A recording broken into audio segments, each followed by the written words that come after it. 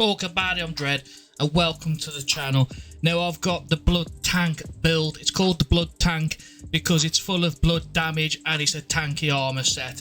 You want to use the handler because he gives you movement speed, damage, range damage and skill damage from 30% to 5%, and the challenger is because he's a tank and you get damage by 35% at close range, I think it is. There you go. So that's what you want within 10 meters.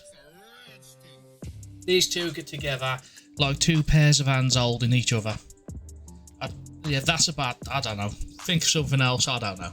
But anyway, so this is what I put on this. So I needed the strung back because I needed to be able to move. I needed to regen, that's why that's on there. And I needed fortify, regrowth, keenship, they're all on full. Blood bond, I needed that to absorb damage. The bark skin, damage reduction.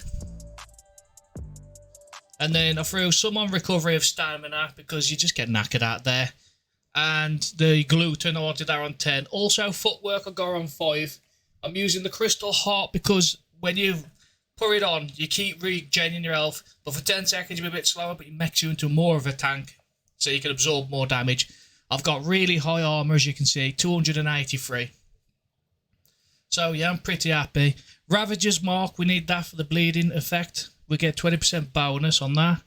We gain 2 health if we're close to the target that's bleeding, so within 10 meters. So shoot, stand, you'll regain health with the regen. 2 things going together, lovely. So we'll have 1.5 health on that, and then we'll have that.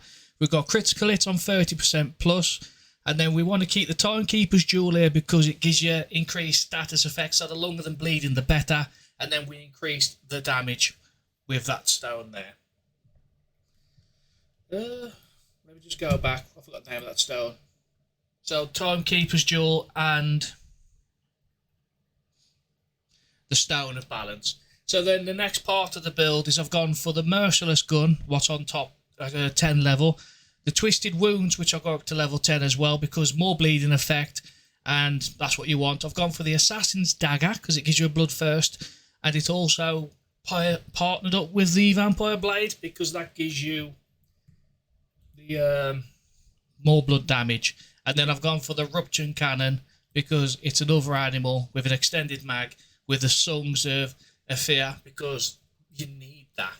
You need that on Apocalypse. It slows them down, you get more hits in, it keeps everyone away from you. So that's the traits, that's the perks, that's the archetypes.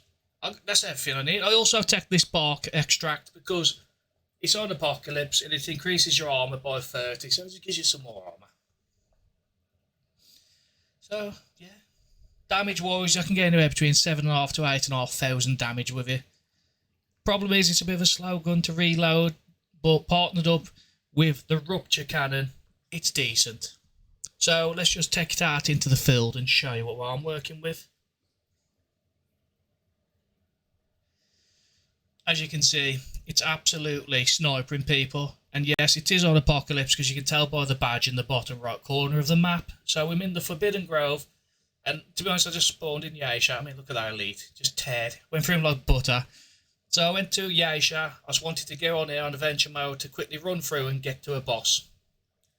So that was that bloke nailed there. This is another elite that I recorded on the way to get to the boss. Teared. Absolutely teared. And then the elite pops up. And I just wanted to show you what damage I could take. So you'll see me just stand here and take 2 to the mouth ready. Swing. Swing. And it's still got almost half health with the grey.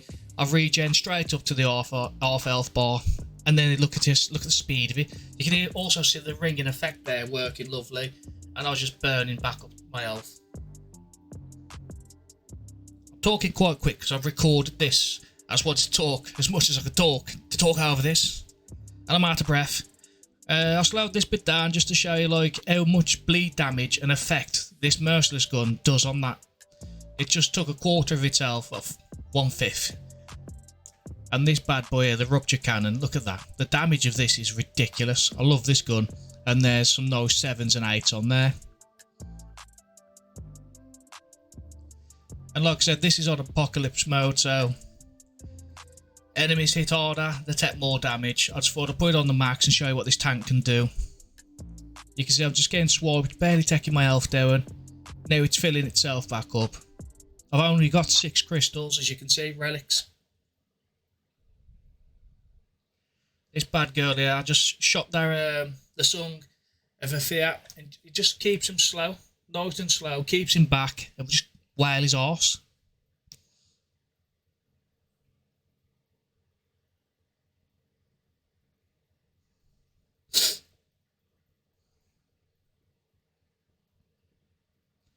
Back to the root, giving him some more damage. Even on ×2, that reload looked shocking. Finished off with a few power shots. Got a bit lucky here because I was getting whipped at a wall, jumped over, got out of there. Smacked my first relic on, my relico. And yeah, this is where I start timing some girls. Look, it just tears through them elites. Swing round this corner. I just cheese him and that girl in front of him. Now I'm just dead. This is why I put the extra stamina on, because I knew I'd need to do a lot of rolling. A lot of rolling, just because on Apocalypse, even though you can take a bit of damage, you want to try and keep it. And there's me just wailing the boss in. The blood effect on him just tearing through his health.